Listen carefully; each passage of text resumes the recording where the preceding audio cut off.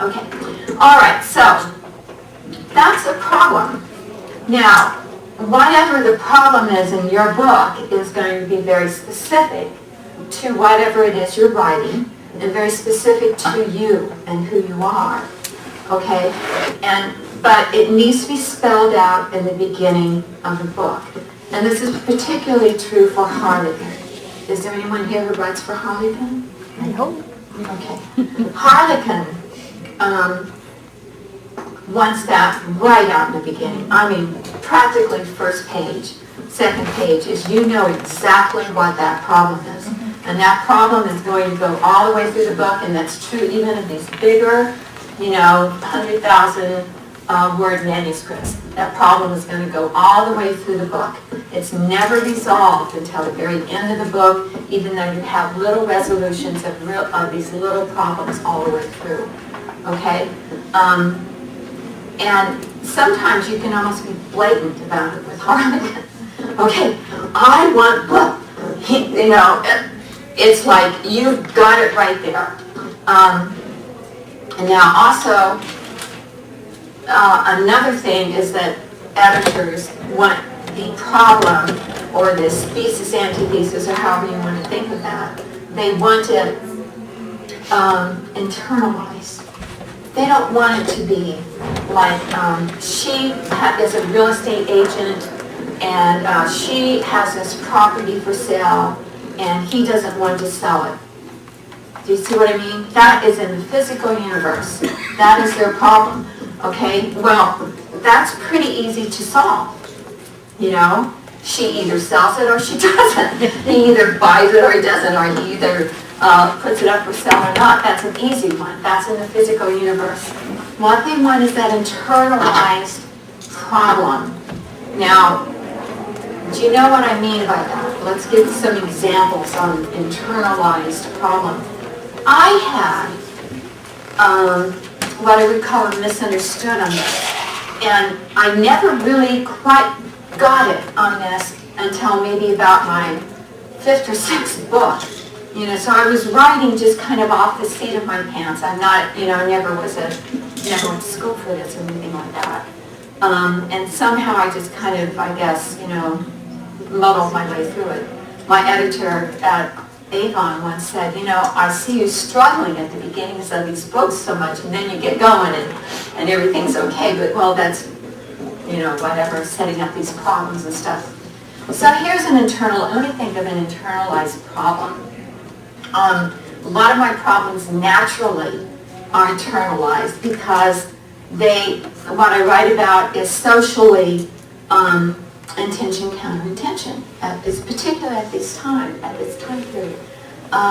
When you're writing about the Native American wars and our history of the white influence with the Indian, the whites look down upon the Indians. The Indians look down upon the whites. You have a natural internalized conflict. Was that me? I guess so.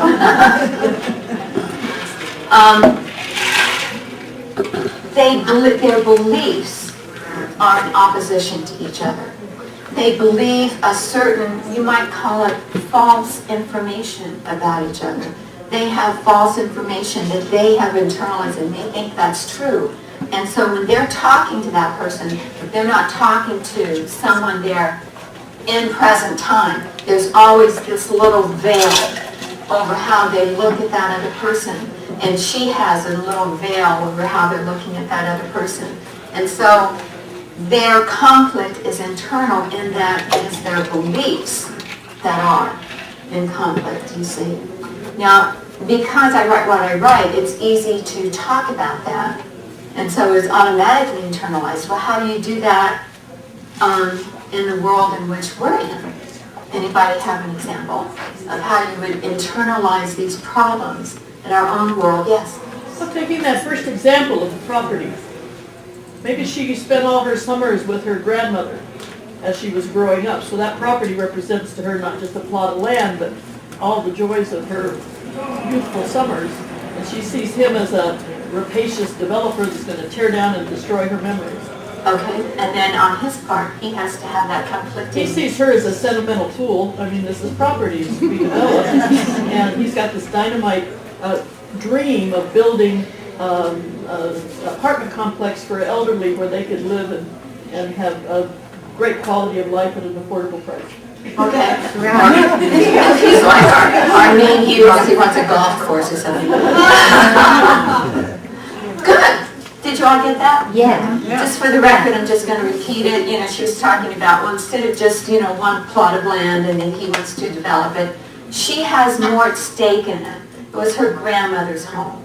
And she spent all of her summers there. And all of her memories are connected with this property that he wants to take and just make it into a golf course. No. I think you said an elderly home or something like that. Something noble. That's something important noble. because that increases the symmetry and balance.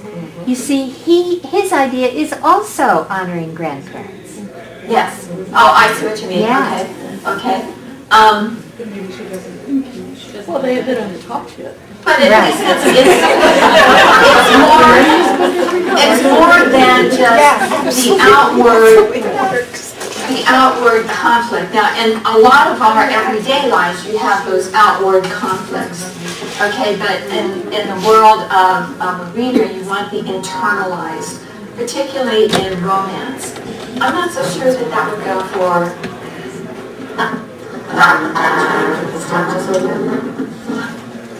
I'm not so sure that that would go for other genres. I've noticed in other genres like mystery and that sort of thing, they're like right out there. But for romance, you want the internalized conflict, and usually a lot of these other genres will have some sort of internalized conflict. Okay, any questions? Okay, so in order to pull the reader through the book, there's a lot of different things that can be utilized. There's your plot, and I'm not necessarily going to go into your individual plots. I think that's a very individual thing. There are lots of different plots out there. I know that publishers sometimes say that there isn't. Oh, you know, I'll turn in a book and they'll say, oh, well, that's the rich girl plot. You know, like, oh, I don't know what that is. You know, so I'm not going to go into that. I'm going to go into more like how to hook your reader, okay? Now, there's 3 different techniques that you have in writing, okay? One of them is narrative, and we all know what that is. That's the telling of the story, all right? The other is dialogue, and that is, obviously, you know, the 2 people talking to each other. And the other one is action. Again, I learned this very late in my career. I think it was on book 12 that I learned this from my editor at Berkeley, actually.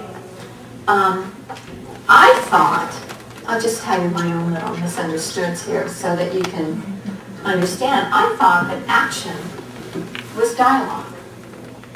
I thought that in order to get action, you had to have a lot of talking, you know.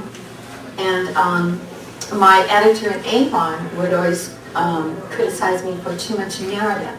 She would go, oh, well, you said that before, blah, blah, blah, and she'd strike out lots of my narrative, you know. And like I said, I was never trained in this. I never understood a lot of these different things. I had to kind of learn as I was going. Dialogue, I understood right off. You know, that's talking. But I never learned what action was until my editor at Berkeley told me. She said, gee, they're just talking all the time. You know, why don't I have a little bit more action, a little less talking? I said, but isn't talking action? She goes, no. Oh. Well, what's action? She says, well, you have it all through your book. Oh, I do. You know, well, you know, action is like, okay, so he drew out the gun, bang, bang, bang, bang. Oh, what did I do? You know, he dodged it. Oh, she's ran to the, you know, it's almost a little bit of narrative, but in action, it's like it's the action, you know. And a lot of the action in romance, believe it or not, is sex, you know. It's the love and the kissing and the holding and the this and the that and the sex. Especially Of course, you work out to the sex unless you write a lot of it, but, and so I also thought that the sex was the action. And she said, no. Oh, okay. Well, it is. The sex is the action. The loving, the kissing, the blah, blah, blah, the emotional thing is also the action. But then you have the action of, he's fighting the cavalry. Or he's out there, I know in one of my books, he was fighting the cavalry who was attacking his village. And that was like absolutely no narrative. And it wasn't dialogue. You're not telling, you kind of are telling the story, but it's more in the terms of, the bullet came this way and he did a punch to the right and he did a punch to the left and he drew back his arrow and that sort of thing. That's action. Okay. Well, here's another thing I didn't know. And so I'm just kind of sharing this all with you because it's over the years what I've learned from editors. Your story's supposed to have a good combination of all three of these things. No one thing is supposed to stand out over the other. You see, I kind of got from my first editor that she wanted more dialogue and less narrative, okay? No, she didn't. It's just that I had so much narrative, she was constantly cutting it out, So what you want is you want a good balance of all three of those things, okay? All three of those things will pull a reader through the story. Too much narrative pulls the reader out of the story. Too much dialogue, the reader doesn't quite understand what all this chatter is about. Too much action, and they wonder, well, what are they thinking during all of this? How come do you see what I mean? It's a combination of all three of those, and you want them fairly balanced throughout the story in order to pull them through the story. Any questions?